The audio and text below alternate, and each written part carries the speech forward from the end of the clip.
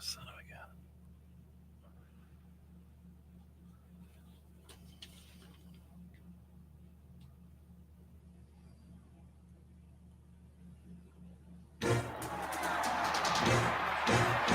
"1935, the Lions win the NFL championship. The Detroit Tigers take the World Series. The Red Wings bring home Lord Stanley's Cup. Joe Louis begins his rise to world domination. This transforms the Motor City into Detroit, City of Champions." Do you hear that ball slicing? I heard it. I'm working on it. I heard it. It sounded good. I'm working on it. Oh, that was a slice? That sounded like a slice, all right. That sounded exactly like a ball hitting a golf club. If I was like, a good producer, I would like recut that and Modify then put a golf swing in it. Change it up so it's like for Garwood, you would have had the splashes. Yeah, would have. You're a good producer. Don't cut yourself short, man. Don't sell yourself short. You're a great producer. Well, I'm such a great producer. I got props today. Did you really? I got for a while. I was talking about working on my slice. Yeah, working on my putting too. Hey, check this out. Hang on 1 second. I'll be right back. Dang. Gotta get my. So this is the podcast, is audio podcast. So nothing like visual props. Yeah, I'm in, now you got my curiosity. But it's for our YouTube and Facebook followers watching along. I brought my putter in. Nice. You like what that says there? Oh, you got a Walter Hagen club. It's awesome, with the wooden man. shaft. Hell yeah! It's the wooden shaft. Is that actually your putter? Or did you find it just like in this is my dad. It was at my dad's house. Oh, really? Yeah, it was my dad's. He had two. He's got two Hagens and then another old wood shaft club. Dude, from here on out, like if you're a golfer and you're not using a Walter Hagen's Hagen club, you're just not cool. I know. I might put this in my bag. Yeah, you've got to use it a few times. At least. You're not cool unless you've got at least one Walter Hagen club. Wood shaft. Yeah, Walter Hagen club in your bag. So yeah, it's actually Walter Hagen Jr. So his son must have successful in golf as well, and put out some clubs. We're just capitalized on the name, and had him out. But it doesn't look like putter. It looks more like I don't know, like a little chipper. Or something. Yeah. But so anyway, so it's the Walter Hagen Jr. Yeah, but still, well, I know Hagen had his own line of clubs, so maybe he was junior. I don't know. Putter. No. I think there was a junior as well. Well, yeah, he named his son Walter, but I mean, I'm not familiar with how good his son was, but why? It's like because I was trying to price. I was trying to price these out because we're selling crap from my parents' house, and getting prices anywhere from $2 to $55. Well, it means they mass produced them. Haig was doing good. So, I thought that he had his own line of clubs too. I'm sure he does, but they say junior on them. Oh, okay. And I was thinking, are they like little kiddie clubs? And it's like Walter Hagen Juniors. So they're like for the kids. And then I looked. I was, oh no, he has a kid that. And his dad's name's not Walter, right? I've got it listed here somewhere. No, it's not okay. So another little piece of artifact here. This is a Lions NFL official. Lions Dang, NFL football. From 1966. Dang. Signed by each and every player. It's a commemorative. So it's not actually signatures. Are you sure? Let me see that. Yeah, it's mimeographed. Now because there's a dedication on it. The dedication is hand done. And that was dedicated to that's what I'm saying. It's signed over to him. That was dedicated to my dad. He was a band director, a high school band director in 1966. I believe November 20. Is that what it says? November 20, 1966. 66. The Madison High School marching band performed for the halftime for the Detroit Lions. And so they got the commemorative football for that. And it has all the signatures on. There's one signature on it. I don't know what one signature is there underneath the 66. There's one. I don't know if that's the head coach. It must be Graham Evergard. So if once again, if I was Overgard, I'm not familiar with the name. A decent researcher or producer, I would have taken 2 seconds to look that up. No, that's cool though. You found some. But yeah, that's always sat on the shelf in my dad's den through the ages. And my folks, moving and downsizing and getting rid of stuff, and I'm like, I couldn't. All this is if you put air in this, it would just deteriorate. You think so? Oh, it's crunchy. Oh, is it okay? I think it's leather. I think it's really leather. Yeah. Right? So that's pretty cool. It's a Detroit Lions commemorative football since not 66, not quite old enough. Yeah, it's got. That's cool. You just found it as you're cleaning. I have another piece of memorabilia, and I was going to bring it, and I forgot. I thought I was going to be home in between all my running around today. I didn't make it home. I had thrown these in the car previously, and I have another one. But let's save it for another show. Another cool. But this one, so this 1966 doesn't cross the past the 35. The Walter Hagen Club. I'm sure this is much after 35. Once he was famous enough to be selling clubs.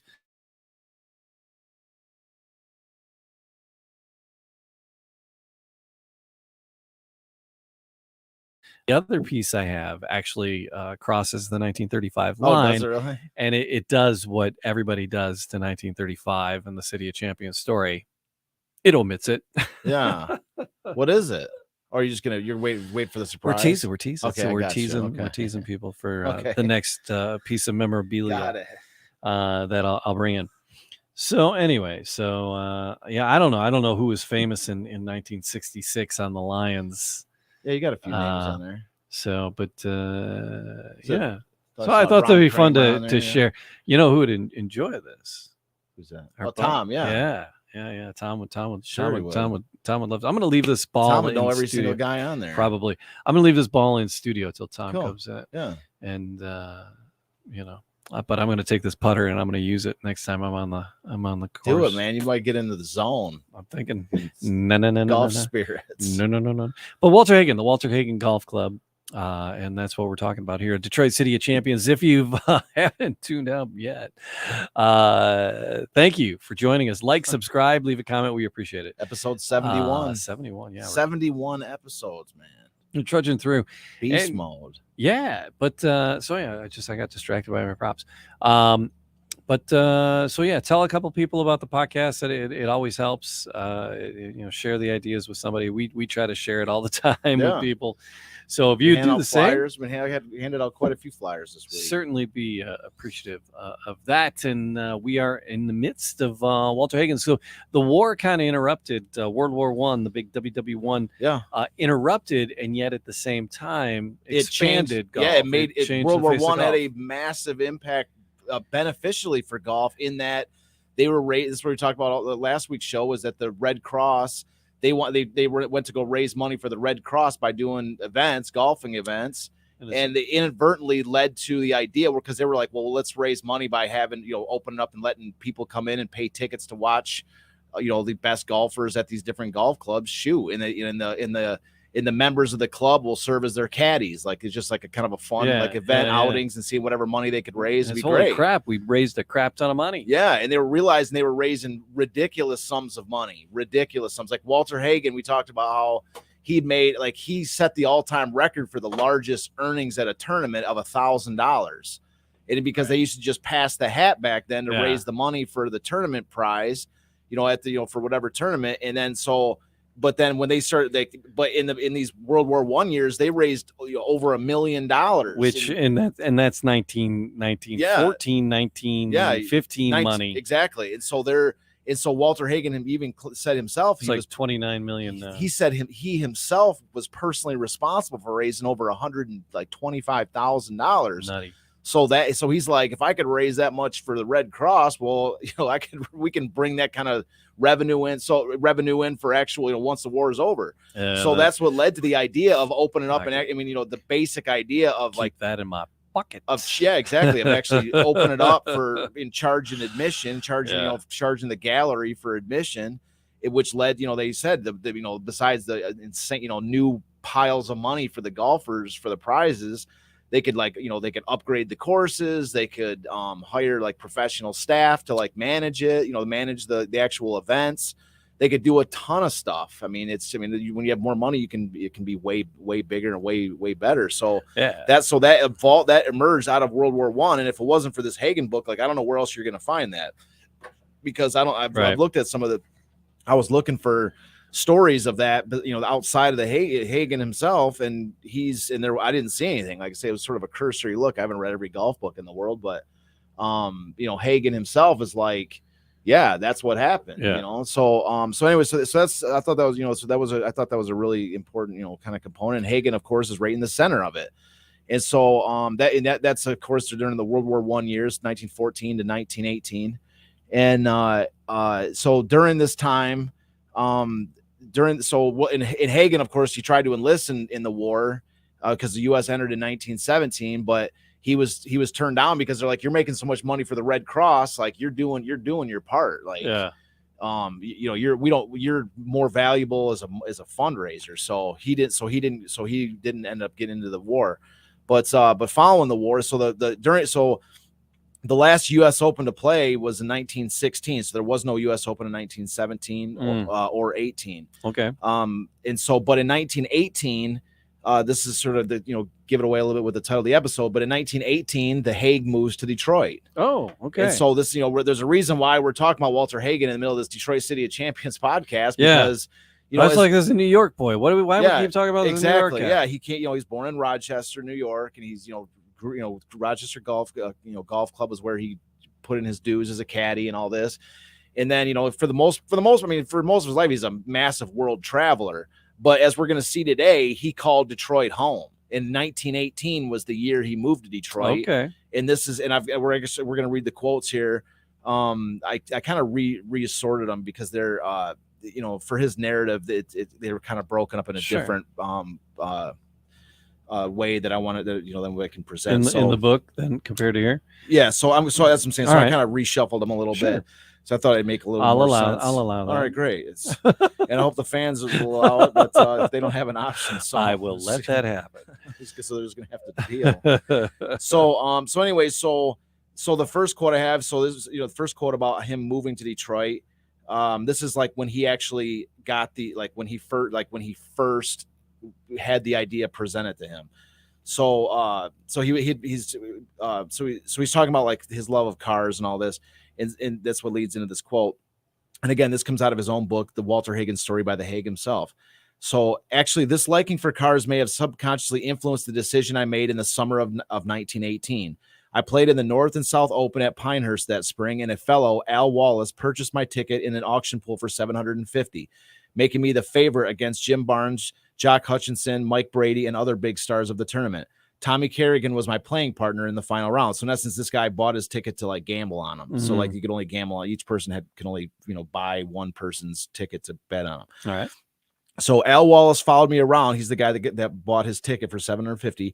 Al Wallace followed me around worrying like mad about his bet, for I was joking and clowning around with Tommy in the gallery, really having fun. So this guy's following him around going, "Hey, Walter, I got your $750.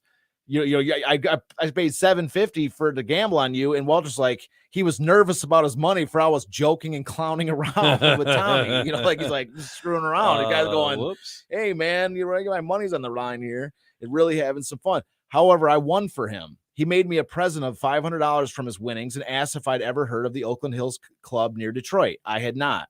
He explained that the now famous course was just about to open under the sponsorship of Norval Hawkins and Joseph Mack. I heard that place is on fire. It was on fire. Now it's not still. Too it was soon? Like 2 years ago. Too soon? Oh, too yeah. soon? Okay, I got you. All right. Alluding to that like being hot. Right. Okay, I got you. Right. He explained that the now famous course was just about to open under the sponsorship of Norval Hawkins and Joseph Mack, two of the greatest promoters who ever lived. Hawkins, as head of sales for the entire Ford Motor Company, was reputed to make $1 on every Ford rolling off the production line. Automotive Talk had it that Ford was producing better than 900 cars a day. Mack owned a huge printing company. Al Wallace had joined the Oakland Hills Club as a charter member and was enthusiastic about its future. He asked if I'd come down to Detroit within the next few days and talk to Hawkins and Mack about the pro job. I drove down there in a smart Lozier sports model and slammed on the brakes at the entrance to the Detroit Athletic Club. I leaped over the side of the car and entered the building that was to become more familiar to me than any other building in the world. So right there, he's already alluding to the idea that the Detroit Athletic Club, he says right there, the building that was to become more familiar to me than any other building in the world, the Detroit Athletic Club. Yeah. So of all the places, listed in all of his books and all the places in the world that this guy travels to, the Detroit Athletic Club was the place that was more familiar to him than any other place. So that's sort of I got 3 quotes here to kind of. I got a wedding coming up there. That place is beautiful. Later this year. Yeah, that place is beautiful. Yeah, I like playing there. Yeah. So what do you mean playing there? What do you play? I'm DJing a wedding. Oh, you're playing it. Okay, I thought you said you were going to a wedding. Yeah. No, they're paying me to get there. Nice. And I'm expensive. Charge some coin for me. Yeah, dude. So, so it's quote number 2. So Detroit was booming when I hit the town in 1918. The atmosphere was entirely different from Rochester. The few families with established social position were put into the background by the power and money of the automobile men and their wives. The city was rugged, vibrant, and growing. Men like Edsel Ford, Larry Fisher, and his brothers Tom Weber, Walter Chrysler, and Fred Zader were piling up their millions and making their own society. They took me in as one of their own. They took me in as one of their own. I was a golf champion and a good fellow, and that was enough for them. I rated right there, right along with Ty Cobb of the Tigers in the eyes of the great sports fans of Detroit. The Oakland Hills Golf Club was a popular gathering spot for wealthy and new socially prominent families, and I was as welcome in the club as any other member. That this was quite a change from my position as a pro in Rochester. So he's saying right there, like in Rochester, he wasn't even. One time he went in the clubhouse just to get drinks, to get liquor that guy up on the course so he could win over his rival or whatever. And here he's as welcome in the club as any other member. Yeah. I mean, that right there. I love this about what he's talking about Detroit. This is a snapshot of an era, 1918. This is the automobile industry is, the roaring 20s is about to go into full force. This is a moment where Detroit is like starting to really take shape. Yeah. I mean, this is the era the era that we look at, that we still see the buildings from that era. Mm-hmm. And he's talking about it. The city was rugged, vibrant, and growing. Like he's talking about these people, they're building their own, culture, their own society there, pushing aside the old money. And the new money is like building their own society. I think that was a wonderful, snapshot from a perspective. And he's talking about, I was rated along with Ty Cobb of the Tigers in the eyes of the greats. I mean, he's contemporary with Ty Cobb in Detroit. And so, and this is even before Gar Wood. So Walter Hagen coming to Detroit is a massive deal. Like this is, you've got Ty Cobb and, now Walter Hagen in the D, man. So the Oakland Hills Golf Club was a popular gathering spot for wealthy and new socially prominent families. We just read this. So this was quite a change from my position as a pro in Rochester. In Detroit, men were judged on what they had accomplished, not on what their families had set up for them, as in the Country Club of Rochester. So this new money doesn't care about old money. This is that's what I'm saying again. It's showing this like kind of this glory, this golden moment where where it's a meritocracy. Like it's all about, what have you done? You like basically new money coming into play. And it's, so anyways, so the course, so we're talking about the Oakland Hills Country Club. The course actually was in the making. The tees and the greens were in the construction period. And as yet there was no fairway. One of my jobs was teaching golf, and my instructions from Hawkins and Mack were to line up every pupil as a prospective member, as well as a prospective real estate buyer. So his job is to help him sell real estate. Yeah.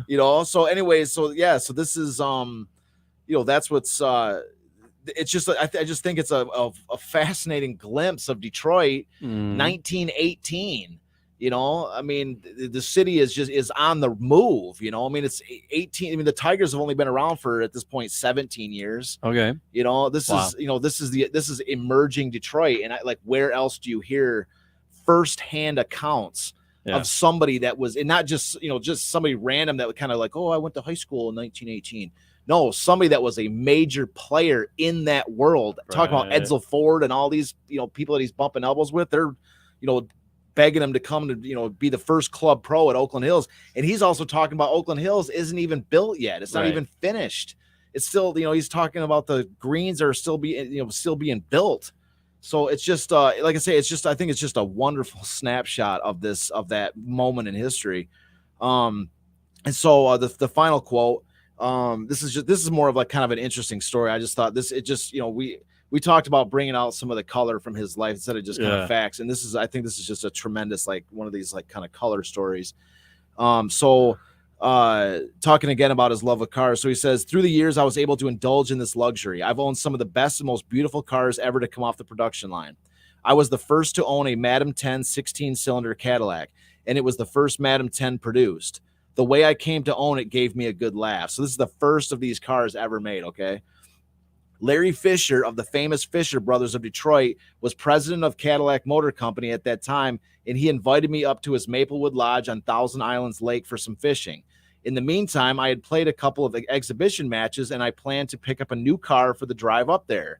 Just going to pick up a new car for the drive. Yeah. Larry Fisher suggested that I go to the Cadillac plant, select a car, and drive it right off the line.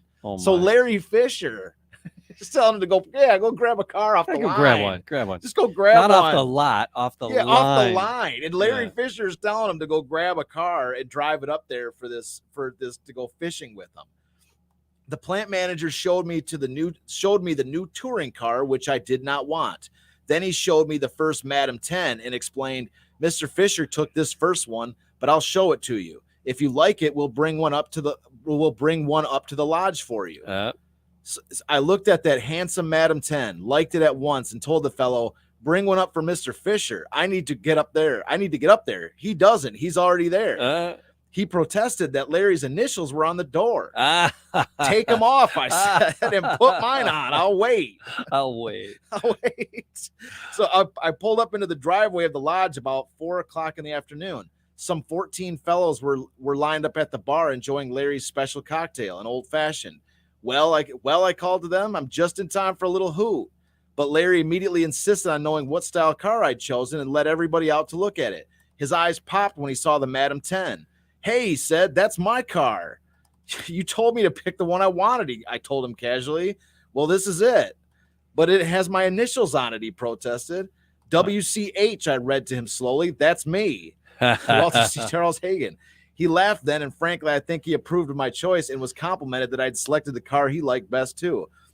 I got 4 miles to the gallon with that Madam 10 and drove it over 75,000 miles playing exhibitions. Wow. I was living at the Book Cadillac Hotel then, and the doorman always reserved the choice parking space for me, right smack in front of the hotel. The car gets 4 miles to the gallon. 4 miles to the gallon. But you know what I mean? Like that's that's another snapshot. He's going up fishing. The guy, Larry Fisher of the famous Fisher Brothers of Detroit, is president of the Cadillac Motor Company, and he's going up fishing with them, right? Yeah. There's already a group of guys up there that they're already getting, they're all drinking at the bar, hanging out. And he's like, yeah, Walter, just grab a car. I want to get a new car for the drive. I can't take the car I've been driving for the last 2 months. No, up there. So I gotta get a new kicking around car. I gotta get a new car, man. And then he goes, just instead of going to buy one, just go to grab one off the line. Yeah. And he's like, I want that car. He says, Larry, that's Larry Fisher's car. You can't have that one. He goes, I want it. Scratch him. He said I could have any one I wanted. And the other thing too is a little, of interest is they're like, well, grab a different car and we'll bring this one up to you. So they're just gonna, they're just gonna bring, the second one they make up to Walter. He's going to get it delivered. He's going to get a car delivered while they're going to give him something different, just as a beater, to take up there until the Madam 10, the next Madam 10 comes off the line. He's like, no, I want that one, the one that's already built. It's just like, talk about, this is how the superstars live. Right. Yeah. And this is how the superstars lived back then. Yeah. This is Detroit history. Like, when we talk about it, a lot of times Detroit history, you see stories, but a lot of times they're like these aerial views. They're like overviews, like Larry Fisher was the president of Cadillac Motor Company, and he did this, and he did that, and they did this. And these are just good old boys out fishing. Exactly. This takes you under the layer to show you who these people were and the way they were living, Right. And it's just, that's what I'm saying. Like, this stuff, when you're dealing with these old topics, it's just such a wonder, like, I was actually cracking up when I was reading this today. I was like, I can't believe this. Like, he's like, that's not your car. It's mine. It says WCH. He even got his initials. He couldn't just strip the initials. He had to get his own put on there. You got to. So anyways, I just loved it. I thought it was a nice little, just once again, because the story of Hagen is one thing, but I'm glad we kind of talked about it to the show one time, because there was that one little thing we didn't put in. It was some color of Hagen. And you can't tell the story of Walter Hagen without showing some of this stuff. Oh, he's a colorful dude for sure. Well, that's what I'm saying. Without some of these stories that are, it just kind of, because, it fleshes out who he, with Garwood, it was all, it was about the intensity of building these boats and all that. Like that's who, that was what made him who he was. But with Hagen, it's like these, after, it's not just the golf. I mean, yes, he is a superstar golfer, but it's it's these kind of stories that show you the type of golfer that he was, he's got more of a charm. I think if I had to use a word to sum up Garwood, it would have been grit. And if there's a word to sum up Walter so far, I say it would be charm. Yeah. Oh, this guy's, I mean, I was showing you that picture before we started the show. He's like surrounded by, he's like whatever, 60 or 70 years old, and he's got a boat full of women, like all young women. And he's like, he was up in Cadillac. He's like, oh yeah, we're up in Cadillac about to start the book. Check me out with these girls. He's like, the book can wait a little bit. Like he's just, the guy is, I mean, it's just hilarious. I mean, can you imagine meeting this guy in real life? Yeah. And you can see it just with this one, just looking through this keyhole at this little story here. Yeah. You're looking through the keyhole as Hagen comes into this situation, and it makes you wish you were there at this place going, man, how fun it would be to hang out with all these guys. They're at this bar up in this lake. Like it makes me want to go do that just with like friends and family. I absolutely want to be there. Yeah. So anyways, that's like the little introduction to, Hagen coming into Detroit, which, as you can see, he is mixing with these people. Like he is one of like the founder, he may not be like, one of the automotive people, but he's an essential guy for he's adding prestige and panache to this Detroit world that's evolving, to all these newly minted money men. They got the superstar golfer golfing with them, and just personality plus. I like that they call all these people the new money. Yeah. And now in Detroit, the new money's up like in Oakland County, and all the people down in the Grosse Points and those other more established neighborhoods from back then. Though that's the old money. The Grosse Point is where they were establishing the new money. That's where they were building all that. Yeah. So in his book, he's calling it the new money. Yeah. But now those folks are the old money now. Yeah, big time. Yeah. That just cracked me up. Yeah. So, but so Hagen is essential because Oakland Hills Country Club. This, he's the guy that, they're building this new country club in Bloomfield Township, and it could have just been some random golf course, right? Nice golf course, nice country club. But now who's your club pro? Walter Hagen. Yeah.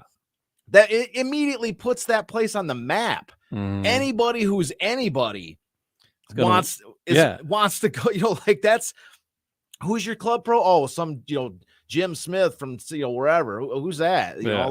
Who's your club pro? Oh, Walter Hagen. Yeah. They're like, damn, you got the Haig as your club pro. That immediately puts Oakland Hills on the map. And from there, like I've got a couple of just notes here, Oakland Hills Country Club has hosted 6 U.S. Opens. Oh, wow. And it's the only Michigan course to host a U.S. Open, let alone have 6. Yeah. So 6 U.S. Opens, and then it's hosted 3 PGA championships. So 9 total these Masters tournaments. But the 3 PGA championships, that's tied for second most of any venue in the United States. There's like 8 or 9 courses that have all hosted the PGA championships 3 times. Right. And there's one, I didn't write down which one it was, but one of them has 5. Okay. But otherwise, you know what I mean? Like, it's had hosted a Ryder Cup, hosted these amateur championships. Yeah. But like Oakland Hills is like the premier, PGA golf course, and then so you ask your question, why is that? Because maybe because it is, when it was first built, it put itself on the map with the number 1 golfer in the world, one of the top, 2 or 3 golfers in the world, back, when it first opened up, Hagen, this, once again, showing the impact that these people have on Detroit, that, we'll see his attachments to 35, but like, it's just, I'm saying though, is that this is, where would Detroit have been without Hagen coming to Detroit as Oakland? Would we have one of these premier prestige, would it have lasted courses? as long? Would it have been as established? Exactly. I mean, would it have been the place where U.S. Opens are going to be hosted and PGA Championships are hosted? Would it have had that prestige? And so, on a little bit of a side note, just a quick little sort of side story is that in '96, which is the year I graduated from high school, my brother and my dad, we all went up to my father sold shirts. He works for his company was Gear for Sports. Okay. He sold sweatshirts and shirts and like every type of merchandise you can imagine for the U.S. Open. And so we all sold there in '96 for the 1996 U.S. Open. It's one of some of my fondest memories. It was like amazing. Like it was like, watching him sell. It kind of gave me like, I used to watch, I watch him sell. And so when I started selling my books, I kind of sort of patterned myself a little bit after him a little bit, like, and also just like, I watched, cause he used to, we had like boxes and just piles of boxes of shirts and stuff that said U.S. Open on it. And we must have sold every one. I was like, what are we doing with all this? And it was just all day. Like me and my brother were modeling the shirts and he was just slinging them. I was like, geez, man. And so he kind of, that was just, I just remember that vividly. And also at Oakland Hills, I ended up like going back there myself when I was, on the road selling books. And I did, there was a Christmas show that I sold books at there. I went there 3 times selling books. So that was, so I've had a little bit of an attachment there myself, just going there for different things. And it was sad to see it burn down. And so, like I say, I was looking for articles about it's being restored. There's nearly not much. They're talking about like it's gonna be expensive to rebuild, but I mean, what, they didn't have insurance there or something? Yeah, I'm curious what the rebuild will entail. I mean, you would think that a place to have some insurance, because they're like, it's going to be expensive rebuild. I'm like, yeah, but don't you have? I mean, shouldn't they have the money to rebuild it? I mean, I don't know. I didn't see anything too in depth about it, but and it is kind of a fancy pants kind of place. You'd figure they could do some fundraising. Well, yeah, but why would you need to? I guess that's what I'm trying to say is, don't they have insurance? Right. So anyways, whatever. I'm not sure exactly what's going on with it, but Oakland Hill, yeah. So that's that's where Oakland Hills, and that's where that kind of gets its start was with him. But and so finally, to kind of wrap the show up, I want to talk a little bit about 1919, which is shortly thereafter after he moves to Detroit. So they had not played, as I mentioned earlier, they had not played a U.S. Open since 1916. Okay. And so Hagen is during the winter months after, he's moved to Detroit, and in the winter that year, 1919, like the winter between 1918 and 1990, he's down in Florida, and he says in his book that he's just killing the ball. He's like just playing like the best golf he's ever played. And so he was like, because he played various tournaments, and he said he was playing so great, he was like, well, he's the first U.S. Open since 1916 is being held this year it was in Brayburn Country Club in West Newton, Massachusetts. And so so he's like, I'm going out of the Open. This is as good of a shot as any because I'm playing so great.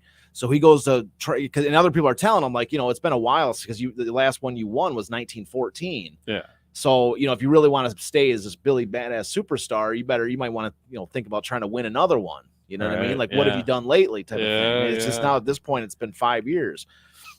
So, so he goes down there. And so he goes out there, and I guess West Newton is close to Boston, because in Boston, somehow he had met Al Jolson, who at the time is like one of the biggest entertainers in America. And he'd met Al Jolson, and Al Jolson was performing Sinbad in Boston. And so he's got this troupe of actors and actresses in that. So Hagen says he ends up partying with Al Jolson every single night of this tournament, right? So this is we're alluding now because in 1914, for the first U.S. Open that when the Hagen won the 1914 Open, if we recall, he went down there and caught food poisoning the night before the U.S. Open. Remember, he played the entire tournament with food poisoning. He was sick as a dog and won it. So in this one, what's crazy is that despite drinking and partying every night with Al Jolson and this huge, cast of characters, he plays 72 holes, and Hagen is tied with a local fan favorite, local Bostonian named Mike Brady. And so after 3 rounds of golf, he's tied and going into the playoff, right? On the 4th day. Here we go again. And so, but this is, like, it's what I'm trying to like allude to a little bit. is that the night before the playoff, Al Jolson's on the day of the playoff, Al Jolson's whole group is leaving town. And so he's like wants one more night to hang out with them because he's having such a great time, right? So listen to this quote, right? So Mike Brady had been picked to win, and being from Boston, he was really popular. However, 72 holes found us tied with a score of 301. The 18-hole playoff was scheduled for the following morning. A farewell party with Jolson and his troupe had been arranged for the evening, and naturally I wanted to be there. The party lasted all night. Champagne, pretty girls, jokes and laughter, no sleep.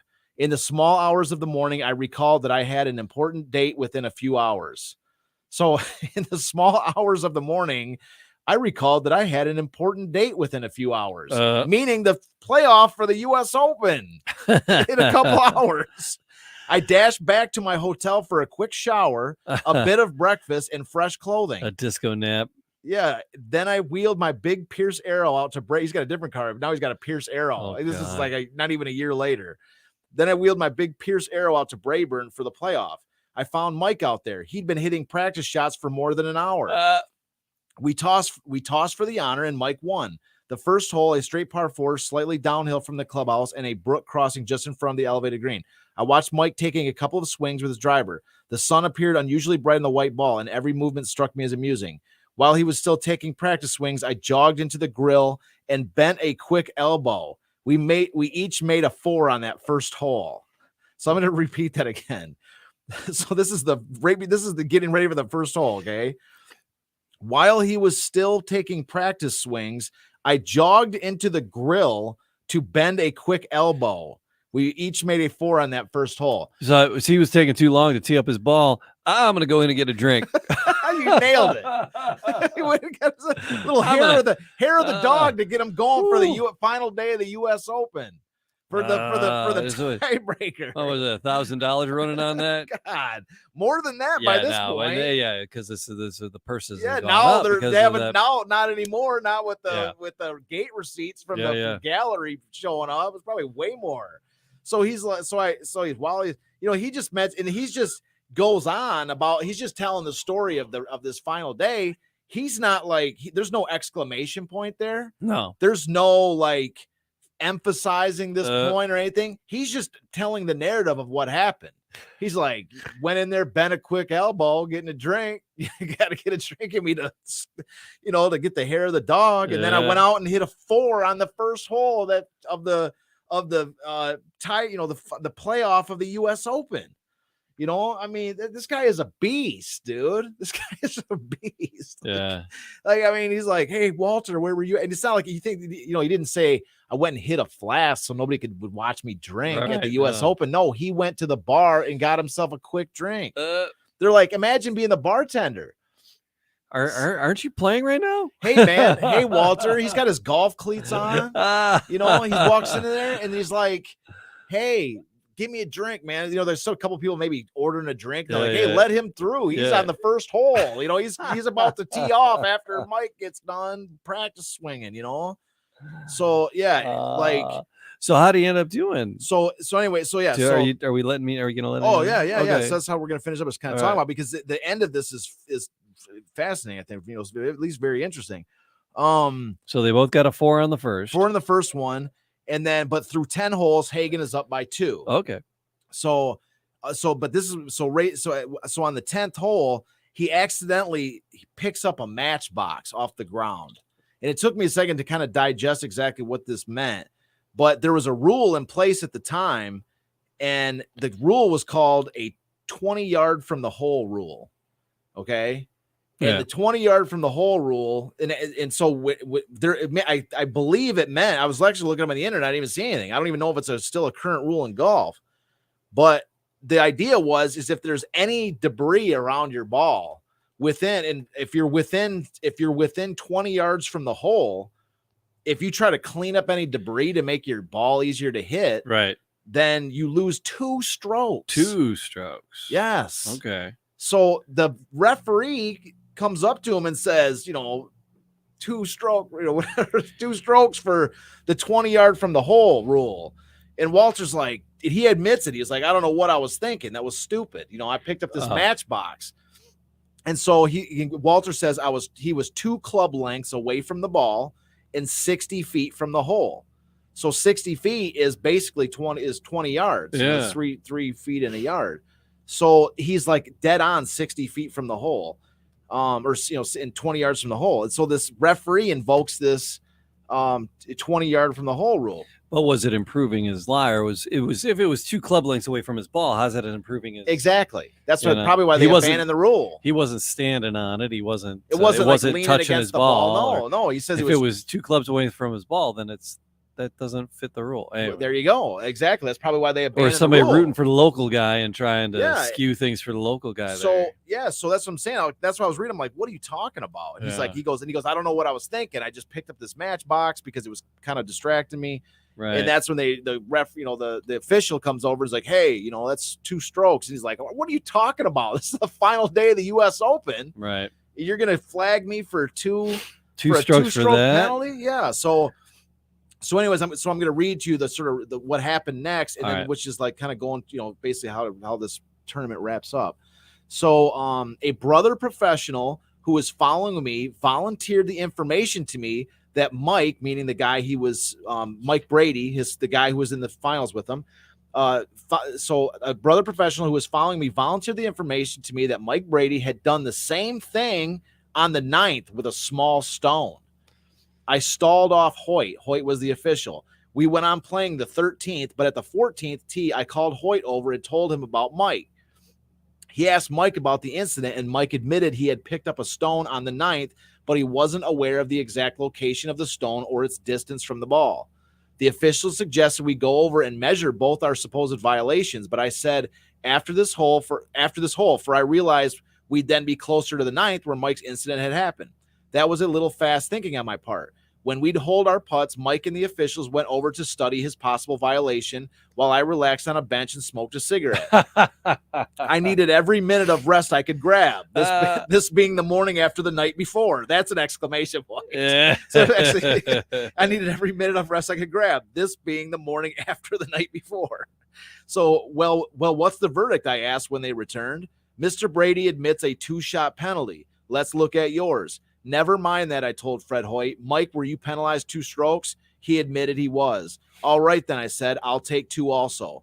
I was trying to be as unconcerned as possible about the entire deal, but I certainly did not want to win a National Open championship on penalties. Yeah. So that's sportsmanship. You know what I mean? So Mike Brady's like, how many people would say, because he could very well be, yours really wasn't the penalty. Yeah. So you'd lift those 2 strokes. So Walter used this situation because he's the one that brought it up to the official. He brought it up just to basically neutralize his own ridiculous penalty, because it sounds like this official was like, hold on a second, this is, trying to, it's some ridiculous, like talk about somebody a snitch, dude. Like, go away, man. Shenanigans. Oh, he picked up a matchbox. Who cares? Go away.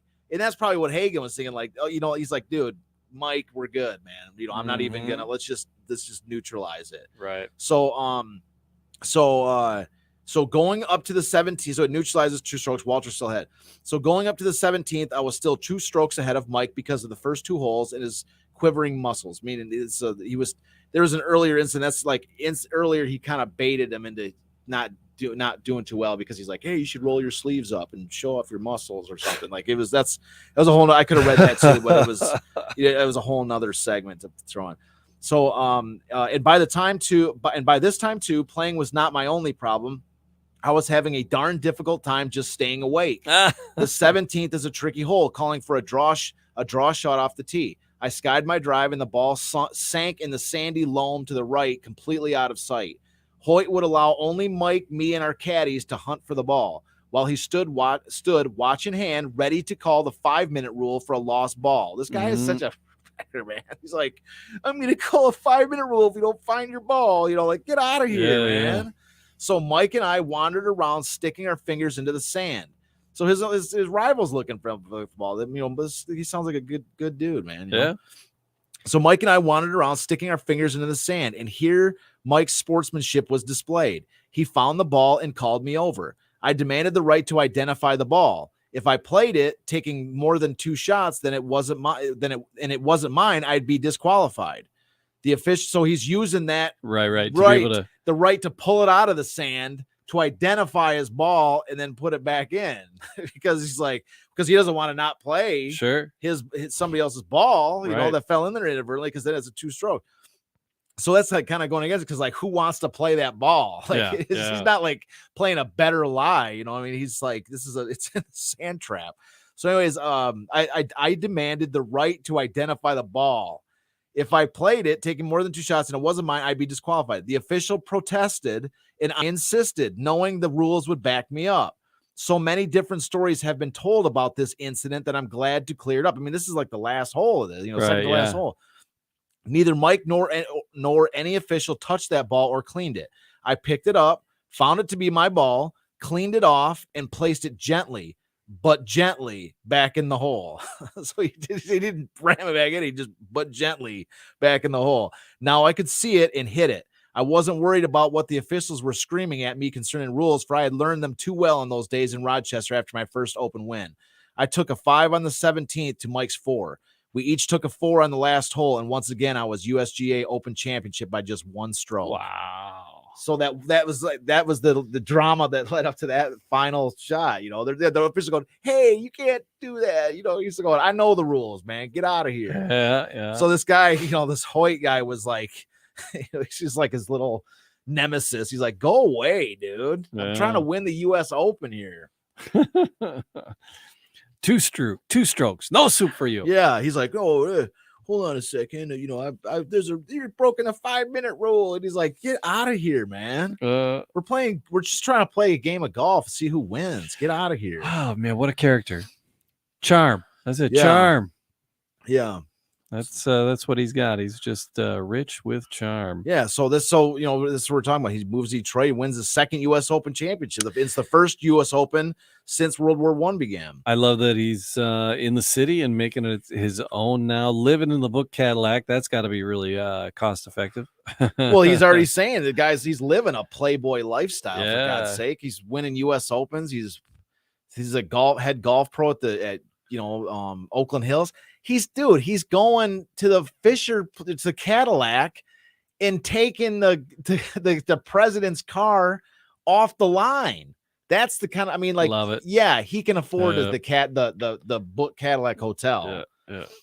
So anyways, it's here's one last little quote I thought was kind of cool too. This is just kind of like one of these little header quotes this is from an Esquire magazine in 1954. So this is from a guy named Jack O'Brien, Esquire magazine, 1954. The best that today's bunch can offer in the way of gallery conning color at a time when the tournament schedule begs for color is Demeret's pink hats, yellowish green slacks, and lavender shoes. Walter Hagen could put more color than that into merely handing a club back to his caddy.